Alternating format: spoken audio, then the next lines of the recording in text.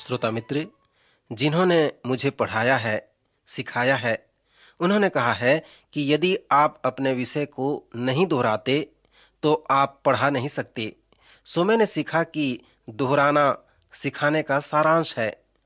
Samuel Johnson ने कहा है कि जब तक विषय को दोहराया न जाए, स्मरण दिलाया न जाए, तब तक वह ठीक से नहीं समझा जाता। श्रोता वेद पाठशाला कार्यक्रम में, जिसमें हम यशाया की पुस्तक का, जो एक भविष्यवक्ता की पुस्तक है, सर्वेक्षण कर रहे हैं। और आज के इस सर्वेक्षण में हम आप सबका स्वागत करते हैं। इस चरण में कुछ सिद्धांतों को मैं दोहराना चाहूंगा, जिससे हमें सहायता मिलेगी कि हम नबियों के विषय और विशेष करके यशाया के विषय में कुछ बातों को समझ सकेंगे।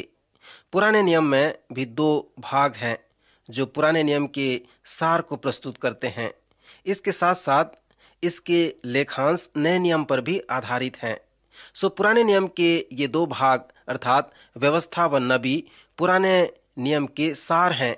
व्यवस्था का अर्थ है पवित्र शास्त्र के प्रथम 5 पुस्तकें, और नबी का अर्थ है पुराने नियम से वो पुस्तकें जिनका अभी हम सर्वेक्षण करने जा रहे हैं। भविष्यवक्ताओं की पुस्तक का प्रारंभ यशाया की पुस्तक से होता है और मलाकी की पुस्तक में समाप्त होता है। कभी कभी नए नियम में मूसा और नबियों के विषय में बताया गया है।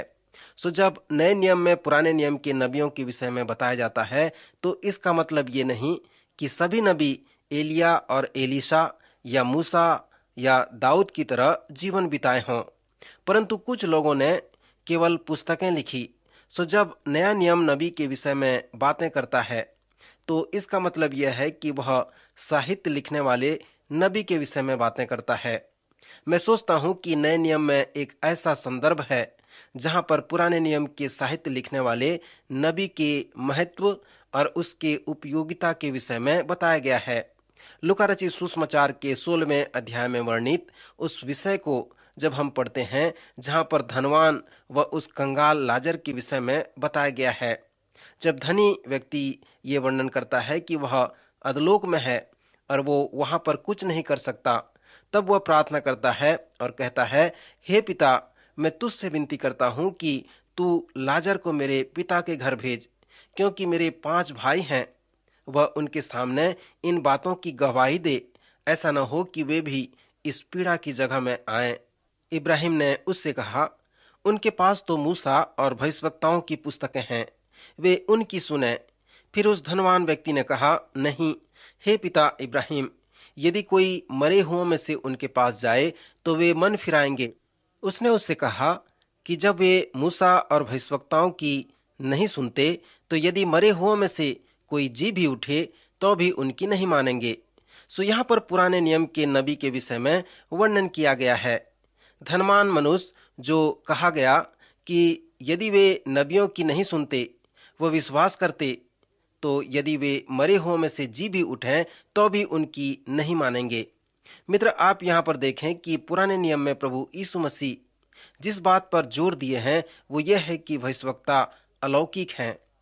नबियों की पुस्तक अलौकिक शिक्षाओं और अलौकिक भविष्यवाणियों से भरा हुआ है, जो आने वाले समय में हम इसे देखेंगे।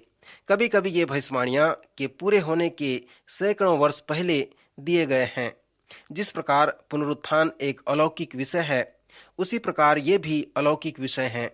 सो यहाँ पर प्रभु यीशु मसीह जो कह रहा था कि या तो तुम्हें इस अलौकिक विषय पर विश्वास करना है या नहीं करना है। यदि तुम नबियों पर विश्वास नहीं रखते, तो यदि कोई मरे हुओं में से जी उठकर उनके पास जाए तो वे विश्वास नहीं करेंगे और मन नहीं फिराएंगे। पिछले कार्यक्रम में मैंने नबियों के कार्य के संबंधित उनके महत्व को बताया था। उनका पहला जो कार्य था कि परमेश्वर के कार्य में जब समस्याएं, रुकावटें व बाधाएं होती हैं, तो उनके विषय में नबी पुकार उठते थे, और जब तक परमेश्वर का कार्य पुनः ठीक से प्रारंभ नहीं हो जाता था, तब तक वे इस प्रकार करते रहते थे। सुमित्र, इब्रानी इतिहास में नबी इसलिए प्रकट होते थे। नबियों के प्रथम चरण में मैंने कहा था कि वे सभी नबी जिन्होंने पुस्तकें लिखी, प्रचार किया और फिर उनकी मृत्यु हुई, वो इब्रानी इतिहास के लगभग 800 से 400 बीसी के लगभग हुए। इब्रानी इतिहास में वो जो समय था, बहुत ही समस्या उत्पन्न होने वाला समय था। अश्शूर की सेना उत्तरी राज्य को जीत लिया और उन्हें अपने बंधुआई में ले लिया, और उसी प्रकार बाबुल वासियों ने भी दक्षिणी राज्य पर धावा बोलकर उन्हें जीत लिया और अपने अधिकार में उन्हें कर लिया। सो इस प्रकार परमेश्वर के लोगों के लिए यह बहुत बड़ा समस्या का कारण था। परमेश्वर इस बात को जानता था, इसलिए उसने उस समय में नबियों को खड़ा किया ताकि वे परमेश्वर के लोगों को सचेत कर सकें कि न्याय आने वाला है। उत्तरी व दक्षिणी राज्य के लिए जो अश्शूर व बाबुल के लोगों द्वारा बंधवाई था, वह परमेश्वर का न्याय था। श्रोता मित्र, इसके पहले कि परमेश्वर का न्याय उसके लोगों के ऊपर आए, वह नबियों द्वारा उन लोगों को सचेत करता था। साहित्य लिखने वाले नबी के विषय में जो बड़े नबियों में से हैं, वो यशाया है। मित्र, यशाया इसलिए बड़े नबियों में से है क्योंकि अन्य पुस्तकों से इसकी पुस्तक बड़ी है, और दूसरी बात यह है कि वह नबियों का नबी था। जब आप उन भविष्यवक्ताओं के विषय में पढ़ेंगे तो आपको उनके ऐतिहासिक महत्व को जानने व समझने की आवश्यकता है। किसी पुस्तक के प्रारंभिक पद में हम उन्हें देख सकते हैं। यदि नबी हमें ऐतिहासिक महत्व को बताना चाहता है तो वह हमसे बताएगा कि जब वह प्रचार के लिए बुलाया गया तब उस समय कौन राजा वहां पर शासन कर रहा था। यशाया के प्रारंभिक सेवकाई के समय उजिया राजा था। वह लगभग 52 वर्ष तक राज्य करता रहा, और उजिया के शासन के अंतिम समय में यशाया ने अपनी सेवकाई प्रारंभ की। और जब उजिया राजा की मृत्यु हुई, उसके बाद यशाया को एक आत्मिक अनुभव हुआ, जहां पर वह भविष्यवक्ता के लिए बुलाया भी गया। जब हम आमोस की पुस्तक में आएंगे तब हम जानने पाएंगे कि जब प्रारंभिक समय में उजिया राज्य कर रहा था, तब आमोस उस समय प्रचार कर रहा था। जब आमोस एक वृद्ध व्यक्ति था, तब यशाया एक छोटा लड़का ही था। फिर अगला राजा जो यशाया के समय कार्य किया, वो उजिया का पुत्र योताम था। उजिया एक कोढ़ी था। उसके शासन के अंतिम वर्ष में उसे कोढ़ हो गया था, इसलिए उजिया और उसका पुत्र योताम दोनों मिलकर शासन कर रहे थे। उजिया के प्रारंभिक सेवकाई के समय में योताम ने भी शासन चलाया। फिर उसके बाद आहाज नाम के एक दुष्ट व्यक्ति को राजा बनाया गया। जिस समय उजिया राजा था और यशाया प्रचार किया, उस समय से राजा आहाज के विषय में यशाया के प्रचार में बहुत अंतर था। फिर जब हिजकिय्याह राजा बना, जो एक अच्छा राजा था, उस समय भी यशाया ने प्रचार किया। अश्शूरियों ने जो उत्तरी राज्य पर चढ़ाई की थी, उसके विषय में यशाया को बहुत कुछ कहना था, और इसके लिए जो उन पर प्रभाव पड़ा है, यशाया ने दक्षिणी राज्य को भी चेतावनी दी। फिर मनश्शे जो एक दुष्ट राजा था, उसके राज्य के समय में यशाया की मृत्यु हो गई। फिर मैंने आपको यशाया की पुस्तक के विभाजन के विषय में बताया था कि यह 3 भागों में विभाजित है। प्रथम 35 अध्याय उपदेश हैं, और वे पुराने नियम के जैसे हैं। यह यहूदा व उत्तरी राज्य के लिए परमेश्वर के न्याय का संदेश है, जो अश्शूरियों द्वारा आ रहा है। सो प्रथम 35 अध्याय बताते हैं कि परमेश्वर का न्याय आने वाला है। फिर अध्याय 36 से 39 में इस बात का वर्णन है कि न्याय कब आने वाला है।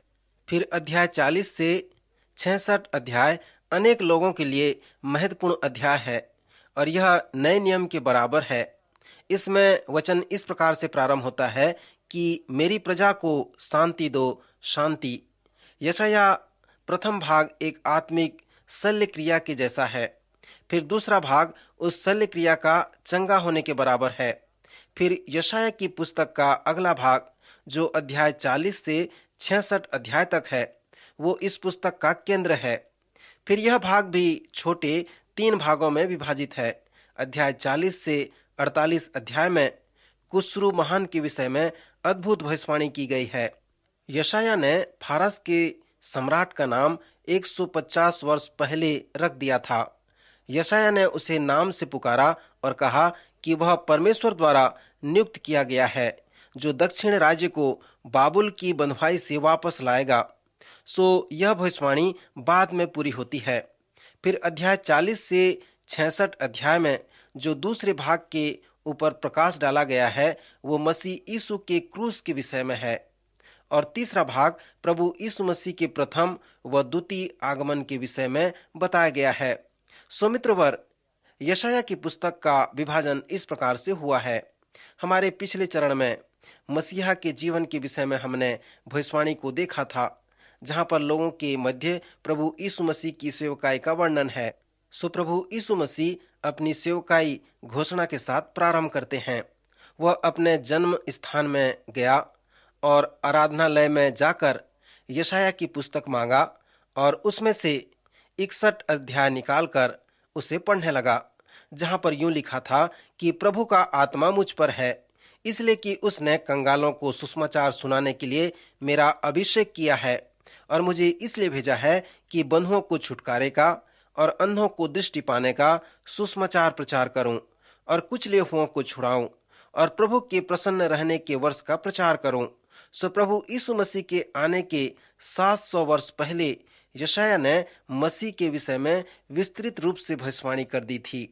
श्रोता मित्र, मसीह के उपदेशों का आध्यात्मिक प्रयोग बहुत महत्वपूर्ण है। नए नियम की शिक्षा में जो एक रोचक बात है कि आज कलीसिया मसीह की देह है। जब मसीहा आया तब उसके पास 33 वर्ष के लिए देह था। फिर 33 वर्ष के अंत में उसने अपने आप को अलग किया और कहा कि मैं फिर से एक शांतिदाता के रूप में, पवित्र आत्मा के रूप में आऊंगा और वह तुम में होगा और मैं भी तुम्हारे साथ होऊंगा। नए नियम में हम देखते हैं कि मसीह के जितने भी अनुयायी हैं, उसकी कलीसियां हैं, वो सब मसीह के देह हैं।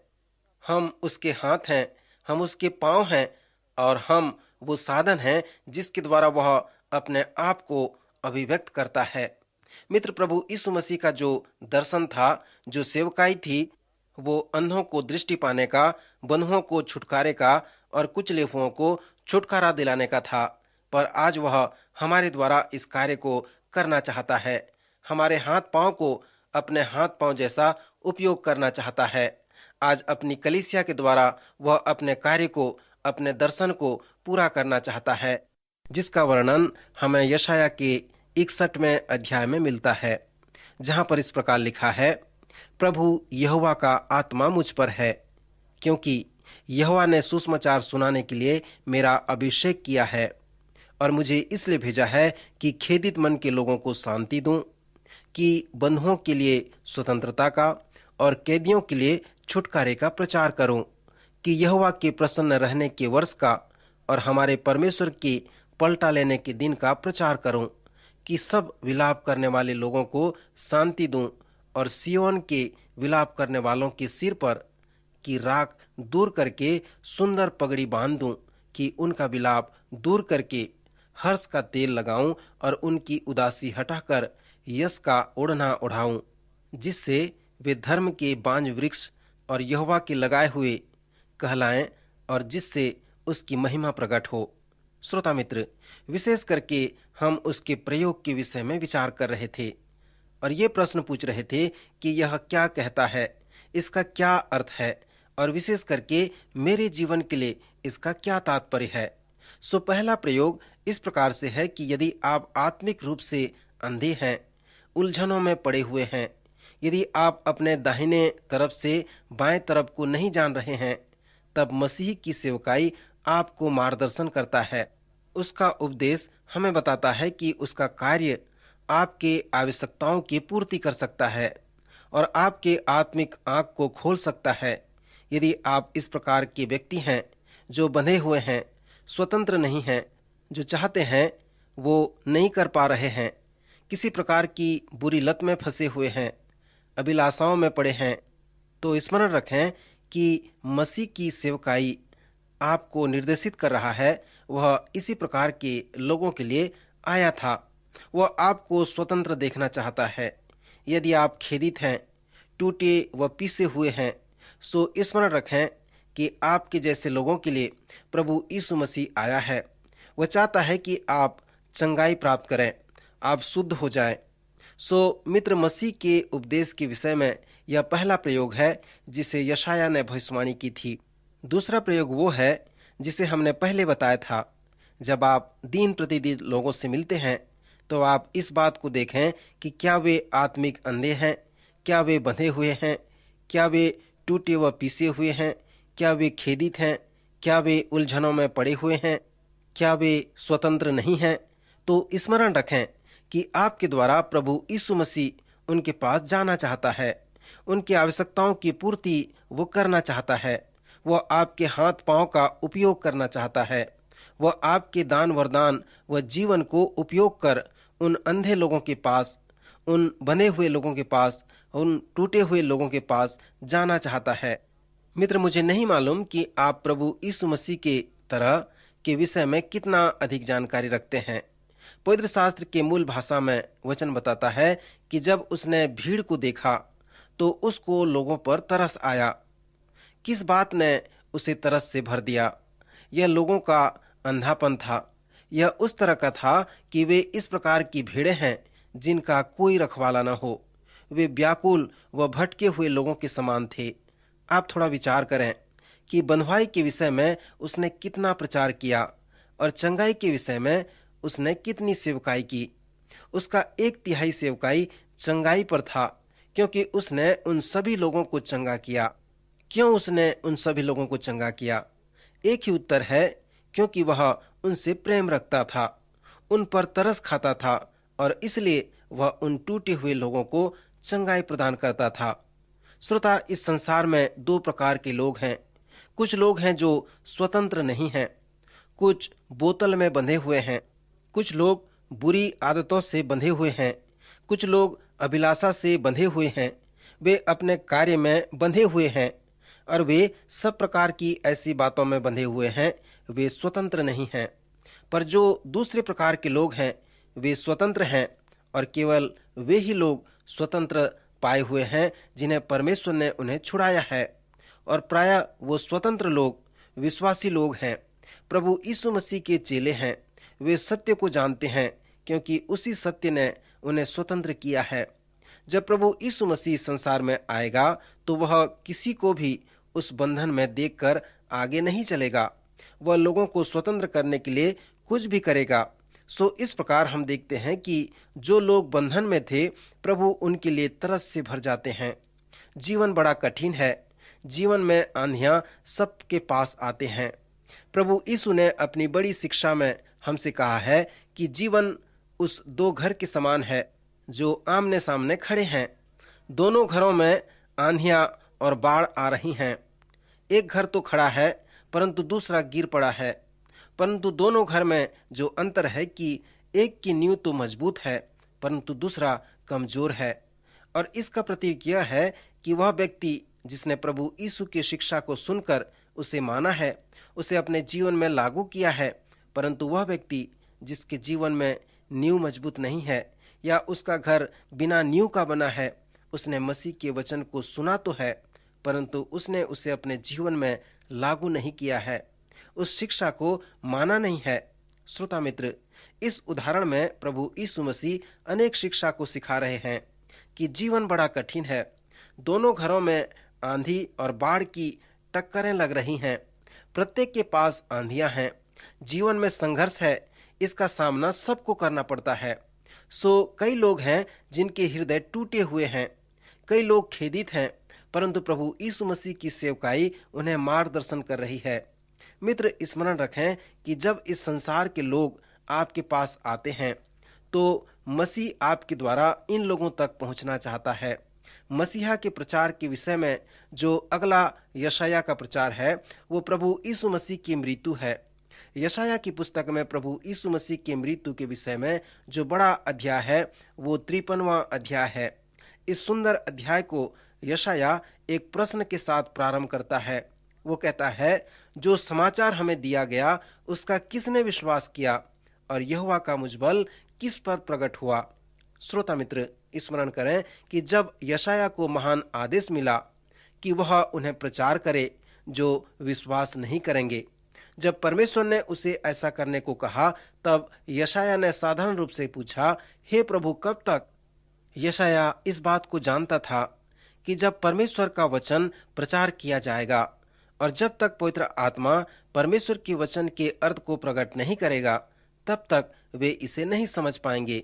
इसलिए यशायाह ने 53वें अध्याय में अपना संदेश उस प्रश्न के साथ प्रारंभ करता है।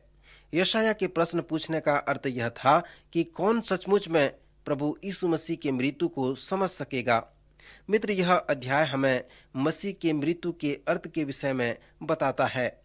इस अध्याय में यशायाह के शिक्षा का जो केंद्र है वो हमें 6वें पद में मिलता है, जहां पर लिखा है, हम तो सब के सब भेड़ों की नाई भटक गए थे, हम में से हर एक ने अपना अपना मार्ग लिया और यहोवा ने हम सबों के अधर्म का बोझ उसी पर लाद दिया। श्रोता, फिर आगे वो समझाते हुए कहता है, हमारी ही शांति के लिए उस पर ताड़ना पड़ी कि उसके कोड़े खाने से हम लोग चंगे हो जाएं। यशायाह समझाते हुए कहता है कि जो ताड़नाएं हमें सहनी थी उसे परमेश्वर ने प्रभु यीशु मसीह के ऊपर में लाद दिया, ताकि परमेश्वर की शांति को हम प्राप्त कर सकें। फिर वो कहता है, उसके कोड़े खाने से हम लोग चंगे हो जाएं। इस महान अध्याय के पद 6 में वो सब के सब शब्द का वर्णन करता है, अर्थात हम सब के सब भेड़ों की नाई भटक गए थे। फिर वो कहता है, हम में से हर एक ने अपना अपना मार्ग लिया, यहोवा ने हम सबों के अधर्म का बोझ उसी पर लाद दिया। श्रोता, अब जो प्रश्न हमें अपने आप से पूछना है, जिसमें यशायाह ने कहा हम सब के सब भेड़ों की नाई भटक गए थे, तो क्या उस सब के सब में आप भी सम्मिलित हैं? क्या आप अपने आप को उन सब के सब में पाते हैं?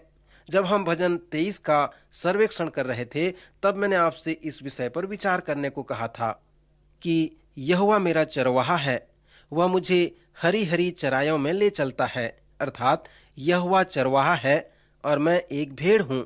सो इसी प्रकार यशायाह के इस 53 अध्याय के 6 पद में क्या आप अपने आप को पाते हैं कि हम सब के सब भेड़ों की नाई भटक गए थे, हम में से हर एक ने अपना अपना मार्ग लिया और यहोवा ने हम सबों के अधर्म का बोझ उसी पर लाद दिया। श्रोता, इस 6वें पद में वो पहले हमें एक बुरा समाचार देता है कि हम सब के सब भटकी हुई भेड़ों के समान हैं, हम सब पापी हैं, हम में से हर एक ने अपना अपना मार्ग लिया है। परंतु वह एक अच्छा समाचार भी सुनाता है कि यहोवा ने हम सबों के अधर्म का बोझ उसी पर अर्थात प्रभु यीशु मसीह पर लाद दिया। यहाँ पर जो प्रश्न है कि क्या आप इसमें अपने आप को पाते हैं? क्या आप इसमें अपने आप को सम्मिलित करते हैं? जब आप अपने पापों अपराधों के लिए पश्चाताप करते हैं, मन फिराते हैं, तो आप सचमुच में प्रभु यीशु मसीह के क्रूस की मृत्यु को समझ जाते हैं। इस 53वें अध्याय के विषय में नए नियम में भी कई बार दर्शाया गया है। पवित्र शास्त्र में यह 53वां अध्याय एक महत्वपूर्ण अध्याय है। जब नए नियम में इस अध्याय के विषय में बताया जाता है, तो वहां पर हमेशा प्रभु यीशु के मृत्यु और हमारे पापों के विषय में बताया जाता है। प्रभु यीशु मसीह की मृत्यु के अर्थ को हम इस पद के सारांश में देख सकते हैं कि हम सब के सब भेड़ों की नाई भटक गए थे, हम में से हर एक ने अपना अपना मार्ग लिया और यहोवा ने हम सबों के अधर्म का बोझ उसी पर लाद दिया। यशायाह के 61वें अध्याय में मसीहा के विषय में जो भविष्यवाणी की गई है वह आएगा और वैसा ही करेगा। हम पढ़ते हैं कि यहोवा ने मुझे इसलिए भेजा है कि खेदित मन के लोगों को शांति दूं और बंधुओं के लिए स्वतंत्रता का और कैदियों के लिए छुटकारे का प्रचार करूं। प्रभु यीशु मसीह ने भी कहा कि मैं इसलिए आया कि पवित्र शास्त्र की वे बातें पूरी हों। अब आपको व मुझे, जो हम उसकी कलीसियां हैं, हमें आदेश मिला है कि हम उसके कार्यों को अपने हाथों में लें। और सर्वप्रथम, यदि आप आत्मिक रूप से अंधे हैं, बंधे हुए हैं, टूटे व पीसे हुए हैं, खेदित हैं, तो यीशु मसीह के पास आएं, वह आपके लिए आया है। यदि आप मसीह यीशु के पीछे चलने वाले हैं, तो आप उसके हाथ बन जाएं, परमेश्वर के वचन को लेकर उसके लिए मार्ग तैयार करें। प्रभु इन वचनों द्वारा आपको आशीष दे।